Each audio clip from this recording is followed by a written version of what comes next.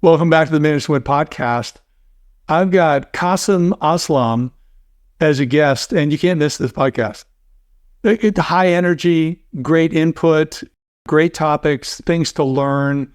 This is a really sharp guy. He's 40 years old, but he's got 3,000 books in his house, and he's read probably most or all of them. He didn't say, but it wouldn't surprise me if he read all of them. And he's had tremendous success. So let's dive in. There's things to learn here. We have a great conversation, and you're going to walk away thinking, oh, maybe I should think of this. Maybe I should think of that. You won't regret it. Thanks. Kasim, great to have you on the show. You've done a ton of stuff. I mean, you were like digital marketing expert, and then you've got all these things you learned about managing time, priorities. But I know it's really on your heart and something you worked on and developed over 20 years, a hiring system. Everybody's got problems with hiring. I mean, I've got my Hire the Best system. We should compare notes. I don't know. Where do you want to start? Yeah, I think talent acquisition ends up being the most important entrepreneurial endeavor, to be honest with you. So many people really, if you think about it, they own a job. They don't own a business. And I don't think you own a business until other people are running it. So if you don't know how to hire, I imagine this is going to be a pretty good episode. It's interesting because, you go back to Jim Collins' Good to Great. It was who you get on the bus, right? Yeah. And then I love the story of Mullally when he came to Ford. I mean, without Mullally, there may have not been a Ford, or at least an independent Ford. Yeah, I don't know the story. Oh, well, Bill Ford, I mean, the Ford dynasty, owned Ford Motor Company. Mm-hmm. And back in a long time ago, maybe the 80s, all the three big car makers went into bankruptcy, basically, or were about to. And so you had Chrysler and General Motors took government money, and Ford realized he was in over his head, Bill Ford, the son. And so his board went out and recruited Alan Mullally from Boeing, because Mullally had done an incredible job in a division of Boeing, but been overlooked to become the CEO. So he's probably a little salty. Yeah. So they brought him in. And one of the brilliant things that he did was he brought them together on a vision where it was one team, one plan, one goal. And he just lived that out. And I remember reading early on where he went with some engineers to Consumer Reports, I think it was, who were testing one of the cars. And Consumer Reports, they started ripping the car apart. And his engineers were arguing with the Consumer Reports evaluators. I mean, one of them was a lady who wasn't very tall, and she couldn't reach up and pull down the latch or the SUV back, that was way up in the air. Yeah. So it didn't take him long, but he just told his engineers, hey, I want you to shut up. Yeah. Just take notes, right? You're not here to tell them what to think. But that showed you what type of guy he was. And he brought everybody together. He got rid of a lot of the bureaucracy, political infighting, all the garbage, and turned Ford Motor around.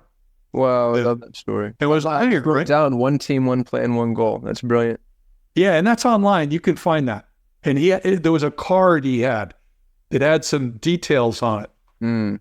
Yeah, it was a brilliant thing that he did, and a lot more things. But yeah. So I don't know about you, but for me, my biggest hiring mistake cost me over about $1.5 million.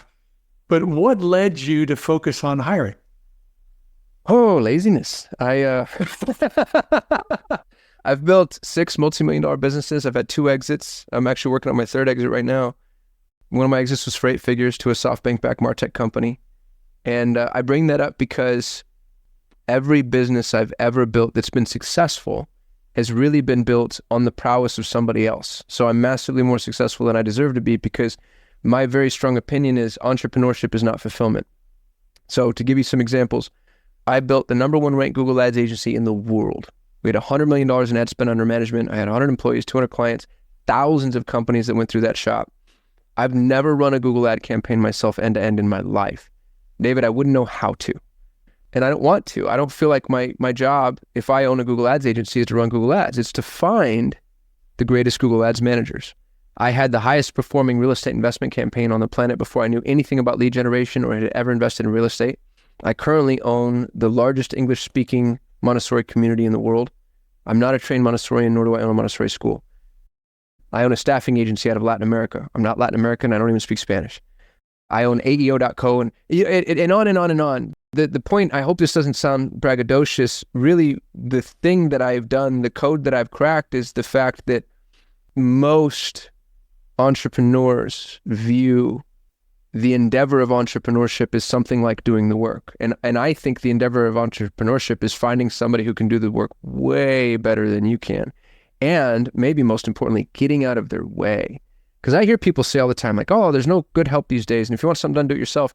And they don't realize it, but they're the problem. People are a miracle. They're extraordinary. You know what I mean? Like, we're putting men on the moon, and we're going to Mars, and like the things that we've created are even if you're an atheist, you have to believe that just the human, there's this ultra intelligent chimpanzee roaming around on this floating rock, solving problems and building things. Like, that's a miracle by definition. And these miracles are available to us. But what we do is we break them, we ruin them, because you bring this miracle of a human in who's capable of God knows what, just about anything, and then you sit there and you look over their shoulder and you're like, oh, change the red to blue, change square to circle, you're doing it wrong, do it this way. And entrepreneurs are instant and immediate micromanagers, generally speaking, as a stereotype in my personal opinion. And authorship creates ownership. So you bring in somebody that could be a peak performer, let's say, if you've done it the right way, and within 90 days, their hands are off the wheel because you're driving. Because entrepreneurship, our entrepreneurs and business owners and managers and VPs and director level, they believe in the prowess of their own intervention. They think they know. And here's what everybody who's ever actually done a job knows. You flash back to being a kid, whatever job you had. I worked at McDonald's. Here's what I knew. I was on the burger line. I knew way more about making that damn burger than the idiot supervisor that would come over and start giving me advice, because I had to do it over and over and over and over again all day. But then this dipshit comes along and starts telling me how to do and I'm resentful and I'm mad and I slow down. And we do that to our employees. As a rule, we're actually taught, I have 3,000 books in my home. I'm obsessed with books. You pull any business book off the shelf and I'll tell you what they'll all say, David, without a single exception that I have found. Every business book, and these are from the greats, these are people that I love and admire and respect deeply, Maxwell, Covey, Dalio, doesn't matter. They talk about and treat us and train us to think about people as commodities. That's the way business functions. So they say, oh, all you need is a system, right? If you have a system, then you bring in a person, and the inference there is what? You just bring in a person, right? Like a corn is a commodity. If you have an ear of corn and I have an ear of corn and we swap, we're no worse off than we were moments ago. But if you have a person and I have a person and we swap, in what world are those two things pari passu? Even if, let's say it's the same person with the same background, the same education, who says the same job from the same school. You have a CPA and I have a CPA and we swap. Dude, I don't know about you, but if I lost my CPA, that's catastrophically damaging. But they talk to us, they treat us to think about people as commodities. Like, oh, you just build a system, then you put a person in place. And then that person just executes on the system. That's not a whole lot different than a trained monkey. But when you change your paradigm and you look at people like they're literal miracles and you expect miracles, because that's the other thing, expectations are high. When I hire, I don't hire manageable people, because manageable people need to be managed. I hire people that run through walls, and if you can't do that, it's just not going to work out very quickly or for very long. Yeah, but that's the thesis. That's the paradigm.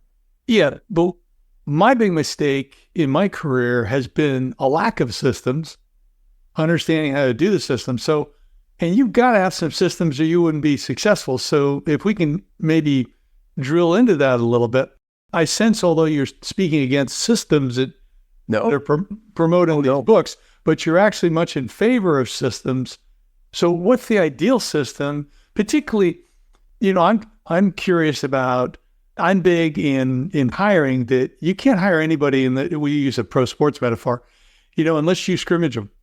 So you give them real work to do, see what they do, and it's that acceptable, what they do. But what are the systems that you do believe in? Because you can't have a business without systems. I think that systems might be one of the most important non-animated facets of a business, right? Like if a business is nothing but systems and people interacting with each other, and I think systems are critical. And to make this conversation meta, I actually don't think you are supposed to come up with those systems. I think nobody ever asks the kid on the burger line, how do you think we should be doing this burger? And if you've noticed, and this tends to be an entrepreneurial trope, is, what is it? The guy who made Lamborghini came from Ferrari, and the guy who made Honda came from Toyota, and on, because it's the people that are doing the work that develop the most effective, most efficient, most functional systems. Okay. And usually entrepreneurs, and there's nothing wrong with this. When you start your business, you're developing your own systems because you're also doing the work. You're the technician and you're the entrepreneur and you're the business owner. And you take out the trash. And so you build the systems. And then you ascend on the value ladder. You ascend in the dominance hierarchy. And as you ascend, for some reason, we keep the system hat. And we're like, oh, I'm going to keep making those systems. And I'm going to start, as this business grows, I'm going to bring people in and I'm going to tell them how to do this job that I don't do, don't know how to do, don't want to do, and has changed since I did it 3, 5, 6, 7, 8, 9 years ago. So what I like to do is I bring people in, and I have a system for bringing people in, by the way, that I think is extraordinary. And it sounds like you and I have very similar systems because it has a trial project involved. And when I bring people in, the first time a job is done, there's no system involved. The disclaimer I make is, hey, David, I'm bringing you in to help me crack the social media code. I don't know anything about social media. I'm 40 years old now, and that has escaped me. So what I'd like for you to do, since this is part of your prowess, is help me crack this code. And while we're cracking it, I want a culture of documentation so that we can figure out what it is that we're doing. So the next person that we bring in actually has something to work from. So I want you, as you're learning what works, to help me build this system so we can build a whole social media department. But in the very beginning, there's nothing. And if that scares you off, by the way, you're the wrong person for this role. Because I'm not here to manage you, tell you what to do, tell you what the KPIs are, tell you what the scorecard is, tell you what I'm here to, I call it the black box of delegation. This is my desired end result. I want to be famous online. I want 1 million subscribers on YouTube. I want everybody to know who I am in my industry. Desired end result. Here are all the resources I'm going to give you. All the software, all the money, all the stakeholders, all the other employees. And then whatever happens in the middle, none of my damn business. Black box. You do this. And that's true for anything. I want a new website. I want a new standard operating procedure. I want a new manual. I want a faster car. Steve Jobs did this. Steve Jobs wasn't a developer. He said, I want all of my music on that phone. Figure it out. And what you have in the middle is a solution. And when you cross the bridge the very first time, that's the other issue with systems thinkers, is they build the system as though it's the bridge. It's the wrong way to do it. You build a rope bridge first to make sure you can get from end to end. And once you've got your rickety rope bridge, you say, okay, hey, we can go back and forth on this thing a couple of times. Let's make it a stick bridge, a brick bridge, a steel bridge. And then you begin to build out the bridge. And that's the right way to build systems, my humble opinion. Most any time I love a reference to Steve Jobs. He did maintain, I don't think he was a micromanager. I agree with you on that. But I think he did maintain that quality standard in an excellent way. High expectation. Yeah, so he did have, like you said, wild expectations. You're going to love, there's a guy I brought up previously in the podcast, but Jack Schuler, he, out of his garage, built CalNet Technology Group, up to about 90 people, sold it. Then he did Ningio, which was security training through animation. But Zach had a second in command named Luca when he was at CalNet. And one day Luca came in and said, hey, what do I do about such and such? And Zach went, oh, and he fell on the floor. Pretended to have a heart attack. And yeah. And Luca looked at me and said, what are you doing? And he said, I'm dead. You got to figure out what to do on your own. Yeah. Because Zach's thing was he would promote people, and if they were 80% right, he let them run with it. Is that what I'm hearing you're saying? Dude, so there's a quote. I think it's Dan Martell. Dan Martell says 80% done by somebody else is 100% awesome. That's I've got 2 businesses that I hate the logo and I hate the name. I have a business called Architects. We do managed services for people that use a very specific type of software. It's a very niche business, but I had access to the audience. And so we launched this business. I hate the name. I hate the URL. I hate the logo. I hate the brand. And you know what? I'm probably wrong. It's already a multi-6-figure business on its way to being a 7-figure business, and I'm a passive owner. Why would I get in there and start saying, tweak this, change that, move this, when there's somebody who's actually passionate about it and really likes what it is that we've developed and built? So when these entrepreneurs never, ever, ever critique subjectivity, if it's objectively wrong, hey, y'all, we're marching in the wrong direction. It's the wrong vision. It's the wrong approach. It's the wrong pricing. It's the wrong customer. If it's objectively wrong, coach people towards what's right. And really, that's a mistake you made because that should have been defined ahead of time, right? The black box. Agreed. Yeah. If it's subjective, shut your mouth. It's ego. It's just everybody wanting to feel like they're involved and they've somehow come in and taken ownership of this business. And what's really cool is the more you get out of the way, the faster people run and the more effective they are. And especially if your incentives are aligned. That's the other thing people do horribly wrong is they're like, oh, I want peak performers. First question, what do you pay? What do you pay? And everybody hires people like they're commodities. If the window is 75 to 100 grand for this role, they're trying to pay 74. I tell people pay 10% more than the high water mark. And then they hear that wrong. They hear 10% more and they think, okay, 75 10% more than 75. No. 10% more than the high watermark. If the window's 75 to 100, I want you to pay 110. And entrepreneurs go, oh, I could never afford that. And what they don't understand is there's nothing more expensive than a cheap employee. Because when you hire the best, you don't get 20, 30, 40% more. You get 10 times more, 100 times more. When I sold my business for 8 figures, one person managed 40% of our revenue. That's the Pareto distribution. It's a natural distribution in every organic ecosystem. And you can fight it and distribute the risk, and you end up with Quicken Loans, a bullshit business with a bunch of bullshitters doing aggregate, average, garbage work. Or lean into the Pareto distribution, hire the best of the best of the best of the best, index towards that type of output, and then you end up with, when I sold my business, I had 40% margins in an industry that aims at 50% as a high watermark. Like, we crushed, but I had people that were bloodthirsty killers. They were assassins, and I got out of their way. So, but am I hearing you, I'm adding a little detail, but you're talking about you got to figure things out in advance. Part of what you got to figure out is what the metrics are that you want achieved. And then, I mean, what I love to set up is I like to set up not pay that's 10% between this margin. I want to set up unlimited pay. You can earn unlimited compensation based on performance. So here in the metrics, and the more you blow it out of the water, the more you make. I don't care, because you make 10% maybe of what we're doing. I still get 90%, or the business gets 90%. You could do that all day long. Yeah. No, so I think you have to meet employees where they are, just in terms of, it's why defining terms is important. When somebody is seeking a job, employers aren't entrepreneurs, or employees are not entrepreneurs. Douglas Brackman wrote a really good book called Driven. It's what we named our mastermind after. And he talks about the epigenetic phenomena that is entrepreneurship. We're actually broken, you and I. Entrepreneurs are broken people. And that's technically true. The way that dopamine, norepinephrine, and serotonin occur in our brain is different. It's 10% of humanity. He called it the hunter brain. We experience an increase in, I think, dopamine and serotonin, and a decrease in norepinephrine, or I'm probably getting the chemical cocktail wrong, but it's the same cocktail involved in love and sex. We experience those emotions in the pursuit of a goal. And oddly, when we achieve the goal, it drops. We get depressed. The farmer brain experiences those emotions upon the accomplishment of the goal. And entrepreneurs look at employees, and we look at them, it's almost a pejorative. It's like, oh, I could never be an employee. Like, those aren't, those are those people. And really, I think in a lot of ways, there's actually more integrity to the way that their brain functions. And my opinion is, and hopefully this isn't too aggressive, when we try to align employees with entrepreneurial goals from the outset, it actually makes them uncomfortable. It's kind of like, what's the game here? So I like to meet them where they are, which is, you're looking for a salary, here's a salary, right? And my salary is higher than that guy's salary.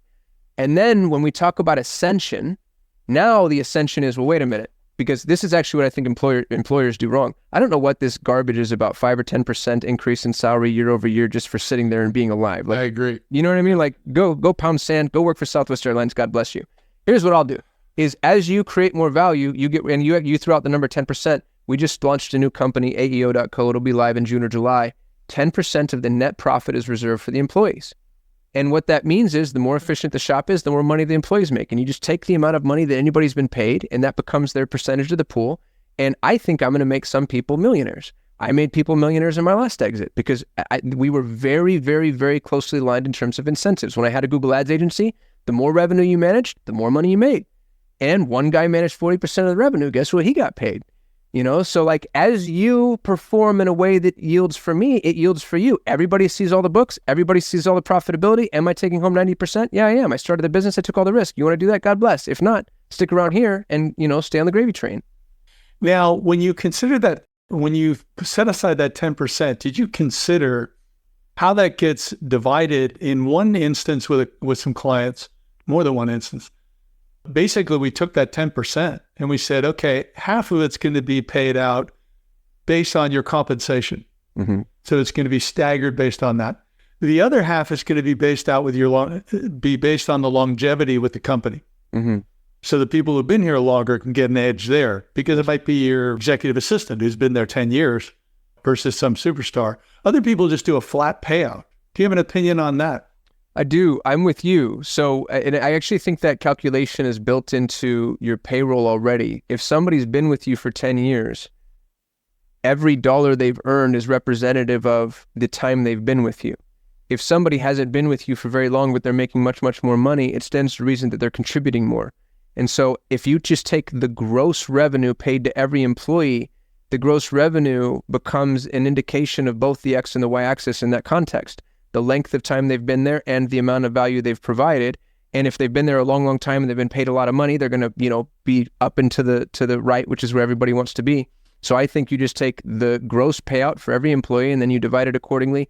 The only time I'll make adjustments to that is when we have disparate geographical locations at play. So like when I sold Solutions 8, I had US employees, Canadian employees, Filipino employees, Indian employees, Latin American employees, and it starts to get unfair because, if you're in the Philippines, $500 a month is what some people pay their Filipino. We paid ours a lot more. And I wanted to make sure that there was, a level of fairness and reciprocity just in what I thought they brought to the table. But for the most part, in my mind, it's cash in, cash out. What you contribute to the company is already represented by what I paid you, so why wouldn't I use that as the core metric? Yeah, and then what we did, we also did not include, we just included as far as the compensation piece, it was just the base pay. Mm-hmm. So if you're getting commissions or bonuses beyond that, just to calculate. Now I have another question for you. So you talk about hiring people to do something that you don't know how to do. Don't want to do, yeah. Don't want to do. Yeah. So talk about what's that process that you, even though you don't have expertise in that area, although you do have an idea, you have a vision or something you want to achieve or some metrics, or maybe you're going to work out the metrics with this new person. How do you qualify that person? How do you scrimmage them? How do you run them through some workouts to confirm, this person's going to be a match. They have the skills, they have the knowledge, they have the soft skills, and they're a good culture fit, and I can trust them. Yeah, it's a great question. So my hiring framework looks something. Do you mind if I just walk through the funnel start to finish and you tell me? Go ahead, that's fine. Because it's the reason I'm asking to do that is because the precursors are also relevant to the discussion. Yeah. So I put out a job post and I put it everywhere. People don't realize that job postings are sales letters. So if you want to be a good marketer, the more traffic you get, the more people that come into your funnel. And because of funnel tapers, the more people that will ultimately get to the end of the funnel. So you want as much traffic as you could possibly get. So if you're looking for people, you don't want to just post on Indeed one time and then call it a day. Post on every available job board for that geography and that industry in existence. And also make sure to include things like Facebook groups, LinkedIn groups, niche, Slack threads, etc. Get really creative. Post the job board. Be very upfront about the salary. 10% more than the high water mark, and love on people. I like to make sure that people know you're going to work from home, you're going to work on a flexible schedule. I'm not going to screenshot your desktop. You're not going to clock in and out. You don't have to ask me to pee. If you want to go to the dentist, go. Don't talk to me about it. Just manage your own time, and you're going to do meaningful work. Like, I'm going to treat you like a grown-ass human, and I'm going to pay you better than anybody's ever paid you. And my expectations are 1% higher than what you're getting. So just know this is a hard job, and you're going to get a lot. So what ends up happening in those instances is you get inundated with applications. You have more. It takes 1,000 applications to produce one EA at my staffing company. So I have what I call fly traps. And the first fly trap, my favorite, is I just put at the very top of the job posting, to apply, your subject line must read, I actually read the instructions. Now there's a little hint embedded in there, which is you should actually read the instructions. Any email that's sent to our inbox, I never use HR portals. Any email sent to the inbox reserved for these roles that doesn't say actually read the instructions is automatically archived. Because if you can't follow that very, very, very simple instruction, especially if you're going from home, I don't want to know who you are. Within the confines of the instructions are things like taking the predictive index personality test, sending me a link to your resume in PDF format with this naming convention. And what I just said doesn't matter. Could be a link, could be an attachment, could be PDF, could be doc. The naming all I want to know is you can follow very simple instructions. And then I have them do things like answer, I really love this quote by Khalil Gibran, work is love made visible. So I'll say, what does this quote mean to you? You could choose a Bible verse or a quote from the Ford Motor Company, it doesn't matter, but you want to know personality fits. If you're an animal, what kind of animal you be? Those types of things. So they send you this packet and I'm looking for how they communicate, how they format, how they submit. And then I'll come back, you applied for a job with me. I'd say, hey, David, thank you so much for following the instructions. Really appreciate you. I've hired enough people to know we're never going to work well together until we've worked together. So an interview is going to tell me nothing and your resume tells me nothing until we've worked together. What I'd like to do is I'd like to pay you in advance. I'd like to pay you for 2 hours worth of time and I'm going to pay you to do a trial project. If you agree, send me your PayPal address or whatever payment portal is applicable for that country. You send me your PayPal. I pay you whatever it is. If I'm in the Philippines, it's $20. If I'm in the States, it's $100. It's something that would make people feel like, okay, I'm not wasting 2 hours, right? It's not going to make anybody rich, but it takes the pressure off. I send you the $100. I don't follow up. And then I wait to see who comes back to me. And sometimes people will ghost you for $100 or in the Philippines, 20. And now I get to see who's not integrous, who's a procrastinator, who forgets to do things. Sometimes I'll have people message me, a month later, hey, you sent me money and never sent me the job. And I'm like, you don't say. Glad you don't work for me. Once you follow up saying, hey, where's the job? Then I send you the trial project. The trial project is built very specifically around the role I want to hire you for. And I make sure that it's complex. So if I'm hiring a software engineer, I have a trial project related to software. I don't need to know how to do software in order to come up with a trial project to do software, right? You can go to GitHub, talk to an expert, go to Upwork and have somebody design it for you. Go to ChatGPT and prompt it out of it. Coming up with trial projects, there's companies that just do this. They have trial projects available for a bunch of different proficiencies. I send you the project, but the project is secondary to how we work together. I'll do things like, hey, you need to log into this portal to download the resources. I'll send you a login, the login name and the password. And then I'll say, David, now that you've seen the scope of work, when do you think you can have this done by? Let's say it's Monday when I send it to you. You told me it's going to be done on Friday. I send you the wrong password. So now you don't know this, but you don't have all the resources because when you go to log into that portal, the username and password are wrong. They're not going to work. And I wait to see who sends me a frantic email Thursday night saying the password doesn't work. The password doesn't work. Did you check the resources available? Did you download everything? Did you make sure you had all the stuff that you needed in order to do the job before quoting me a turnaround time? Can you manage expectations? Can you communicate? By the time you get to the bottom, and I have hundreds of fly traps, hundreds of them. For sales roles, I'll schedule calls with people and cancel on them last minute or just not show. For client management roles, I'll do the same thing because I want to know you're going to be on the phone with my clients. Do you lose your temper? Do you follow up? Are you cordial when you do that? How is it? It's really uncomfortable when somebody doesn't show up for a call. How do you deal with that? Like I've had somebody send me an email with just a question mark. I'm not going to hire you and put you in front of my clients. What a passive aggressive thing to do. It needs to be like, hey, David, I'm sure you probably forgot, but we had a time scheduled. I'm available now, but if you want to reschedule, you know what I mean? Like I want to know that you can do those things as a human. Fly traps, hundreds of fly traps. And because I'm paying 10% more than the high watermark, people are willing to jump to these hoops. By the time somebody comes all the way to the bottom, delivers a trial project, I look at the project, make sure it's something that I think is reasonable or feasible. If I don't know how to gauge it, I have a subject matter expert who can. And then it's just hire who you like and who's a culture fit. It's not uncommon at all for me to hire 2 or 3 people, especially if I'm in a business that has a growth path. Because I actually like when people come in with peers. I think they run faster. But man, like when you do that, you get peak performers. You get 1%ers. And their yield, again, it's not 10 or 20 or 30% more than the average. It's 10 times. My first EA became my director of automations. My second EA became my director of social. My third EA became my CTO, managed my entire exit, is now my best friend and my business partner. I've made the kid a millionaire. He was a kid going to Poland. He's Ukrainian national. He started as my EA getting $1,200 a month. When Russia attacked Ukraine, I filed for an H-1B. I got him over here with his wife and his son, Lev, who's now a U.S. citizen, born here. And his name's Ivan, and he owns 50% of Pareto Talent, which is our staffing agency, which just hit $1 million in gross revenue, and owns, he has small slices of equity in a half dozen other of my portfolio businesses, but he's the best employee I've ever had in my entire life, and he runs through walls. He just builds shit from the ground up. And I sent him a 2.5-minute voice message that made me $250,000. I can tell that story if you have any interest, but I've talked too long, David, forgive me. No, first of all, I love the fly traps. It's a very similar process to our scrimmages, things that we do, the workouts. But yeah, I love the way you've come up with them. They're simple, they're straightforward. They're a little bit of game playing, but I think that your approach is sincere. And when you're going to cast a net that broad, you need to throw them into a funnel. Yep. Just like you said. And the way you've got a systematic approach to doing that, and it really gets you where you want to go. I mean, I'm looking at a candidate for a client right now who's great in many ways, but he would fail that funnel. Yeah. He would fail in the formatting and the way he responded and how quickly he responded and following instructions.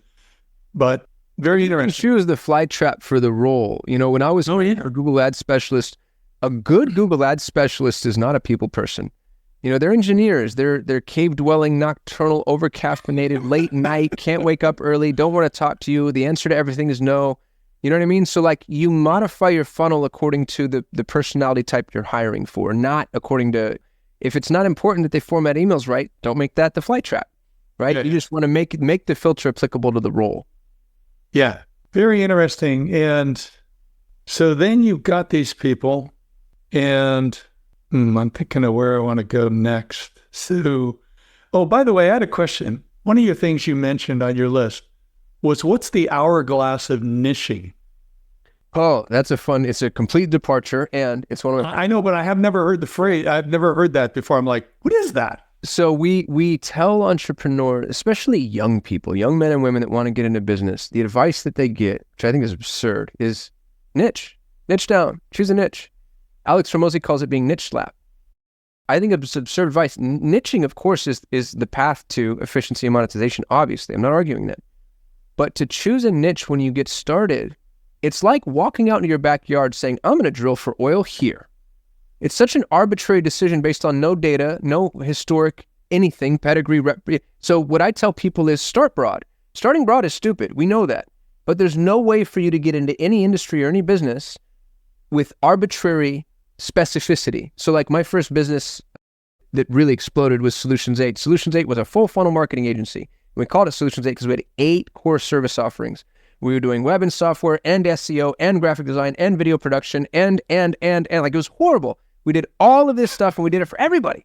And so what happens? You make no money. It's stressful. It's hard, but I got to try all those services out. What am I good at? What am I not? What do I like? What do I don't? What's fun? What's not? I got to try all the industries out. Who do I like serving? Who do I like working with? Who do I hate working with? And as I start to cut services off and cut industries off, you begin to taper down. Yeah. Just like an hourglass. So you start broad and you taper. And when you reach the center of the hourglass, it means that you've found an apex of efficiency. So what I ended up finding, and there's 3 levels of analysis for niching. There's 100 million, but there's 3 that I pay attention to.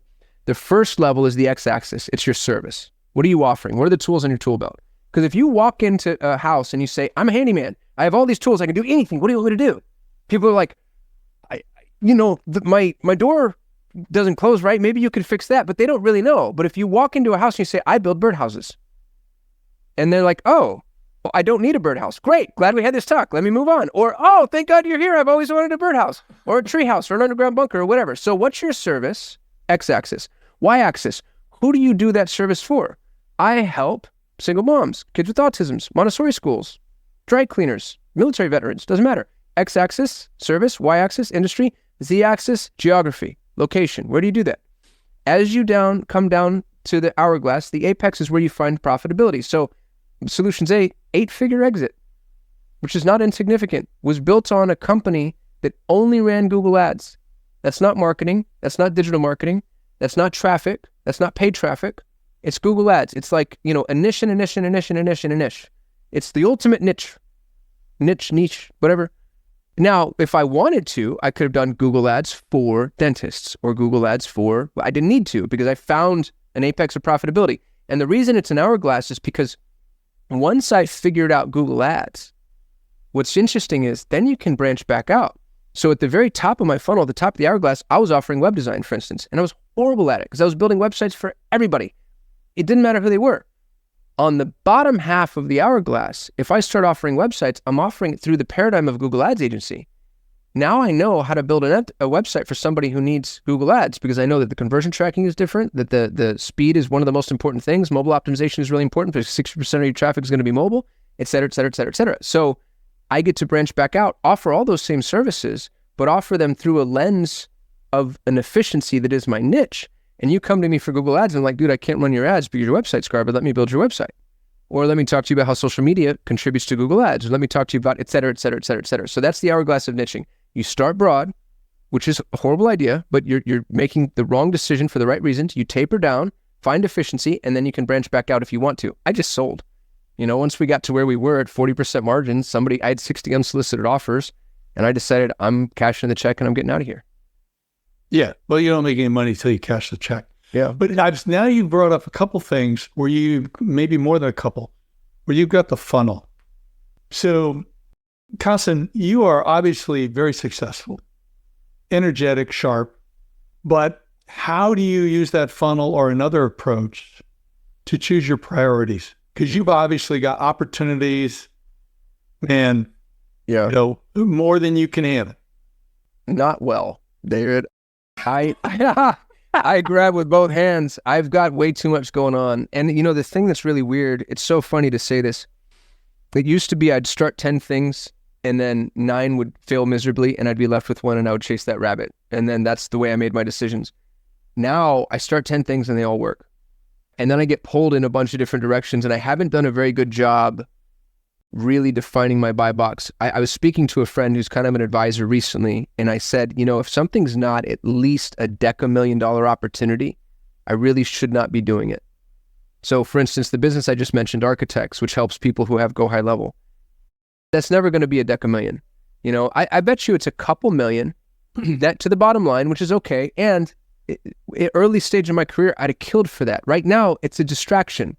So I think what I really should be doing, to be honest with you, because I have way too many irons in the fire, is if something's not a $10,000,000 net, then I'm not going to do it. And then once I've really cracked that code, then it should be 100 million. And once I've cracked that code, then it should be $1 billion.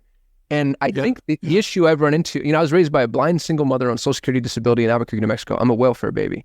And when you give poor people money, one, we turn into investors. Two, we still feel poor. And I have a very difficult time saying no to opportunity. So when somebody comes to me, or when I see something and I'm like, I can make that make money, I almost can't help myself, which is why I'm in the position I'm in, which is I have all these businesses. The only saving grace is I'm really good at finding really good people. So Architects run by somebody else, AEO run by somebody else, syndications.com run by somebody else, seedoil.com, which I own with a friend. I'm hiring, the gal actually starts Monday. So I'm good at finding these people, but even then, they take up brain space. They take, you should see my calendar, dude. It's back to back to back to back to back to back to back. So I need to start learning to say no. That's what I need to do. Yeah, or you need to consider taking the ones that are the smaller opportunities, or maybe that aren't as interesting, and finding a trusted individual. Yeah. So you can just lay them off in a group to that person. Yeah. I have an incubator called 3X Freedom. We meet every Friday, and people pay me $5,000 a year and 5% of whatever they build, and they show up and I kick them opportunities. So it's exactly what you're talking about. And as soon as it starts working, I'm going to increase the price. But we right before this call, I was on my incubator call, and it's going amazing, man. Cause I have all these ideas, and once you achieve a certain level of success, people throw opportunities at you. Oh yeah. Dang. Yeah. And so now I've got this incubator that I can push to and say, hey, y'all, if anybody wants to take this and run with it, my real goal is to be in a position where I'm taking more than 5%. But right now, because it's conceptual and I'm still figuring it out, 5 and 5 feels fair. Yeah. And it may not be going out to an incubator group, but you've got, like, Warren Buffett had his right-hand man, Charlie Munger, I think it was. Yeah. So it sounds like one option is that you find that trusted individual who would never betray you in any way. But you could say, here's this 1, here's this 3, here's this 5 or whatever. I need to clear my brain. I need to clear my calendar. Take these babies. We'll talk about them once a month. Same thing. You get the right person in that driver's seat. It all goes back to people, doesn't it? Yeah, it really does. It really does. And people are hard right now. And can you go back to your mom's situation, and how you grew up in poverty? Because for a lot of people getting out of poverty, the poverty mindset is, I'm much older than you, obviously. My grandparents grew up in the Depression. Yeah. So my two grandfathers, they were very different, but they were frugal. They were, they earned more money, but they didn't spend that money, or when they spent it very carefully. I find that a lot of people, when they advance in income, they start spending more. So your experience, if you had to think of 1, 2, 3, no more than 3, but like the major lessons you learned from the way you grew up, sounds like your mother was a saint. But what did you, and maybe she wasn't, but she was awesome. You think about the Montessori schools or something, but it's like, what learning tip could you give to others at this time when so many people are wrapped up in social media and a victim mentality, and they're angry and they feel entitled instead of grateful? I have a strong opinion that will get me canceled, but we'll just play this game, David, and we'll see how well we go.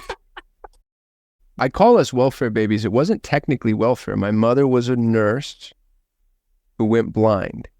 So she was prematurely born, always been blind in her right eye, and over time, her left eye visual field closed. But until she went blind, she worked as a nurse. As a nurse, she paid into Social Security. And when she went blind, she received Social Security. So, is that welfare? No, not technically from a nomenclature perspective, but for all intents and purposes, it's a social program that keeps people who are at risk safe. This is why I bring it up. I don't think there's much of a difference between that and a trust fund baby, right? Like a trust fund baby gets cared for, fed, brought up, taken care of. And I lived in this amazing country where everybody got together and said, oh, when something bad happens, take care of those people. And so it's my mom, me, my little brother. And even the word poverty is interesting because it's like, well, impoverished by what level? Like in comparison to our peers, sure, we're probably bottom 5%, I would imagine. But we had air conditioning, we had clean water, which is top 10% of the world, top 0.0001% of humanity on an anthropological scale. So like we had everything we know. We were relatively safe. I grew up in Gangland, New Mexico, and even then, the building blocks for anything I wanted to build were there. Now, was there trauma associated with my upbringing? Yeah, and I wouldn't downplay that. And in so many ways, I feel like that's sort of what kind of equipped me to do it. I've worked 80 hours a week for 20 years. And so if I can ask, at what age, how old were you when your mom went blind? 12. 12. Okay. Yeah. My parents split up at 7. Pop jumped ship, came back later, didn't know him very well, but mom, single mom from 7. My little brother's 4 years younger, so 7 and 3. Her eyes are getting worse and worse. She stopped being able to be a nurse. She started working at a call center. Working at the call center exacerbated the situation. By 12, she's completely blind. But it was a digressive situation. Yeah. Yeah. And then, so at 12 years old, even though you had some safety net from Social Security, which, that's what the system is designed to do. Right. And I'm so glad it came through. It's being abused in so many ways, but I'm so glad that worked for you. So kudos to the system in that case. So then at 12, it sounds like maybe, I don't know whether it was then or later, but you had you had character. You had good character. I was a thief at 16, 17, 18. I got in a lot of trouble, man. I went the wrong way first. And I think as a kid, I did well. I took care of my little brother until I didn't. But, I took care of my mom the best I could. I was driving at like 13 and change because New Mexico has a disability permit. So I was like, I was the one. And I was very mad. So it started just with like vandalism. Like if somebody would hurt me or pick on me at school, which happened a lot. I got beat up a lot. My favorite thing to do is to slash tires. I'd go late at night and I'd slash every tire in the driveway. And that led to breaking into cars and just doing things that angry kids do. And I ended up getting into, in retrospect, at 40 years old, now that I have 2 children, if I think about my children doing that, I'm like, oh my God, I don't know how I didn't die. But I hung out with the wrong people and I was in not a great circumstance or situation. And I called my father, who again, I didn't have a great relationship with, but he lived in Scottsdale. And I said, hey, in this environment, and he pulled me out of it. So I sort of lucked out. And that was the inflection point. I go from Albuquerque, New Mexico. If you've ever been to Albuquerque, it's the armpit of America. It's Breaking Bad's documentary. It's horrible. I went there for a soccer tournament one time, and I thought New Mexico was supposed to be nice. No, it's why they chose like nuclear testing. Like there's nothing that could make it. It has the highest teen gang involvement rate in the nation. Everybody else had to go through DARE. We had to go through GREAT, which is gang resistance education and training. Oh. UNM has the highest rape rate of any university. Oh. One of the highest auto theft, which part of that was my fault. Like it's just this horrible, horrible place. So I get into a bunch of trouble. My brother, who followed in my footsteps, he didn't escape it quite unscathed. He did 6 years on a 4-yard. He's a convict. He's done 2 bids. He's out now, fully rehabilitated, brilliant guy, 160 IQ or something, owns the largest rug store in Arizona, hyper successful, but he kind of continued on that path because he started earlier than I did. And I just had this, talk about 2 blessings. One is being born in a country where we were cared for to whatever degree we were cared for. And 2 was all of a sudden to go from Albuquerque to Scottsdale. My dad wasn't wealthy, but he sold rugs. He sold these hand-knotted rugs that he would import. He's Pakistani. My mom's white. My dad's Pakistani. So I'm surrounded by like wealth and opulence. And I just saw this whole other way to be. And so I completely flipped. It's, I'm something of a turncoat. If you think about it, I changed the way that I spoke, the way that I walked, the way that I dressed. And I just started to play this North Scottsdale part, but with some varying degrees of success in certain instances. And I started a business at 20 years old, and I lucked out again. I met a man, he's my business mentor to this day. His name's Greg Smith. He wrote a book called No Locked Doors. Brilliant human. Bought and sold 30, 40 banks, bought and sold Sun Country Airlines twice. And he ended up getting me this gig building software for the bank he was running at the time. He was the COO of the largest privately owned bank in the country, I think. Then they're the bank that brought down Lehman Brothers during the collapse. And so I'm all of a sudden I'm making money at 20, and I did exactly what you said. Like when you give poor people money, I bought the house on the hill and I bought the idiot's car. At 20 years old, I bought this massive house, and I'm always picking up the check, and I think I'm rich because I'm like, I'm making, cash flow to a poor person is like, are you kidding me? This is amazing.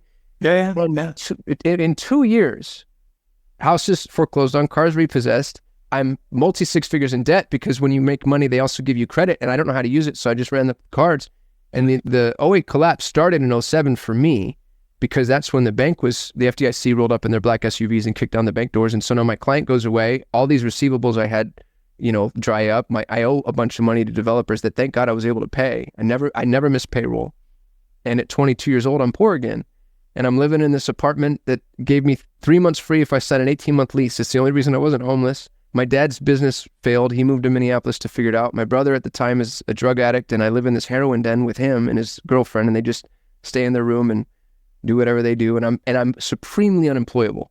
I remember the lowest point of my life was this Target that was behind where we were living at the time. I went to Target and I applied to be a dock worker, to unload trucks at 4 a.m. And I was not qualified to unload trucks at 4 a.m. because I have no education. I don't really have an high school education, which is a fun story. And so I just started like grinding, and that was the best thing that ever happened to me because it taught me what money really is, and how important it is. And especially from an entrepreneurial perspective, just being liquid, And so now I've produced a $250,000 net worth. I drive a 40-year-old Honda. I live in a little Beaver Cleaver home. It's nice. My kids are safe. They go to private schools. I spend money on organic food. I spend where I'm supposed to. But I don't need all my friends in the marketing space, San Diego beach houses and Ferraris and Lamborghinis, and I just don't see the point. I'll show you my tax returns. I'm like, look, I'm actually rich. You should listen to what it is that I'm saying, but I'm not going to spend that. I'd rather have the money, and I'm getting a little more flexible as time goes on. Like I just started upgrading my airfare, to get the extra legroom because I'm 6'4". So I just started, I'll get the guacamole at Chipotle. But I still think, it's funny. My wife and I share a guacamole at Chipotle. You know what I mean? It's like $3 for this guacamole. Insane. And I have that kind of money now, so. My grandfather, McPhee, the one on my mom's side, he was very family-oriented. He would be very frugal. He would buy $10 plastic dress shoes through the mail, even when he was worth millions. And he would straighten out bent nails when we were working in his yard so he could reuse the nails. Yeah. And then he would spend $100,000, which was a lot of money back in the day, to take 25 of family members to Hawaii for like 2 weeks. Yeah. And, it's just choosing where to spend. Right. So, Kasim, I know you have no time. We have limited time. Why don't we land this for this moment? And you're welcome to come back anytime. I mean, I'd be happy to talk to you outside of this, but I think you're doing great stuff. I love your brain. I appreciate it. I love your heart. Thank you. Really do. You're a change agent in a positive way. So, and I love your story, and I just got a taste of it. So thanks, man. Where do you want to end this? Do you want to direct people to one of your websites? Do you want to give them some advice? You want to do both?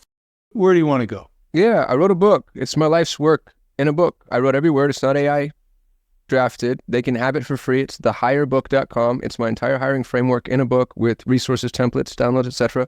My goal in life is to help people in emerging nations achieve meaningful work. And so if I can help as many people, employ as many folks, because the rest of the world doesn't have the safety net I had, I'm pretty lucky. And there's an unbelievable pool of potent talent, Latin America, East Asia, Eastern Europe, North Africa. Like, it's unreal what's available and accessible from an entrepreneurial perspective. And so if you're having a hard time finding talent because you can't compete domestically, look abroad. And I'll teach you how to do that. Thehirebook.com. That's awesome. Yeah. And I have found that too, that with the managed service providers that I'm working with, some of the ones that are farther along, they're doing a blended workforce. Mm-hmm. They've got people in the U.S. where they need certain expertise, where they need to be on site. Right. And then they've got people in Philippines, India. I've got 4 people actually in Ecuador. Yeah. They work with me. Latin's my favorite right now for a bunch of reasons. We could talk about it in another episode. Yeah. Yeah. So maybe you come back. You'd be welcome to. This was great. Thank you very much for being on the show. Thanks for having me, David. I appreciate you. Appreciate you.